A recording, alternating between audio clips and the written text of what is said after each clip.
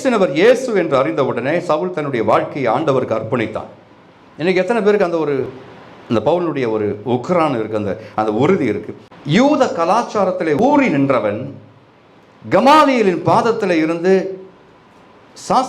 வேத சாஸ்திரங்களை கற்றுக்கொண்டவன், பரிசேயரில் பரிசேயனாய் இருந்தவன், பென்யமீன் கோத்திரத்தான், 8ஆம் நாளிலே விருத்த சேதனம் பெற்றுக்கொண்டவன், நியாயப்பிரமாணத்தை நன்காய் அறிந்து வைத்திருந்தவன், பேசினது கர்த்தர் இயேசு என்று தெரிந்தவுடனே அவனுடைய வாழ்க்கையை ஒப்புக் கொடுத்தான். அது வரைக்கும் அவன் எதையெல்லாம் பெருமை என்று எண்ணிக்கொண்டிருந்தானோ, இதெல்லாம் என்னுடைய மேன்மை என்று எண்ணிக்கொண்டிருந்தானோ, அவைகளையெல்லாம் அவன் சொல்லுகிறான், குப்பை என்று எண்ணுகிறேன், அவைகளை விட்டும் விடுகிறேன். ஆமென், ஆமென் சொல்லுவீங்களா? இன்றைக்கி நமக்கு இருக்க பிரச்சனை என்னன்னு சொல்கிறேன். நாம் எல்லாம் நினச்சிக்கிட்டு இருக்கோம், நாங்கள்லாம் பாரம்பரிய கிறிஸ்தவர்கள், எங்கள் அப்பா அம்மாலாம் தோமா வந்த காலத்திலேயே ரட்சிக்கப்பட்டவங்க, எங்களுக்கு எல்லாம் தெரியும் என்று நினைத்து கொண்டு இருக்கோம். அப்படி தான் நானும் நினச்சிக்கிட்டு இருந்தேன்.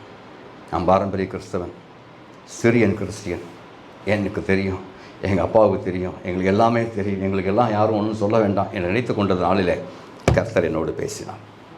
எனக்கு ஒன்றுமே தெரியாது, ஐ எம் டோட்டல் ஜீரோ என்று கர்த்தர் காண்பித்த பொழுது என்னுடைய வாழ்க்கையை அவருடைய கைகளில் கொடுத்தேன். சொன்னேன், ஆண்டவரே, இனி முதற்கொண்டு என்னுடைய வாழ்க்கையை நீங்கள் நடத்துங்க ஆண்டவரே.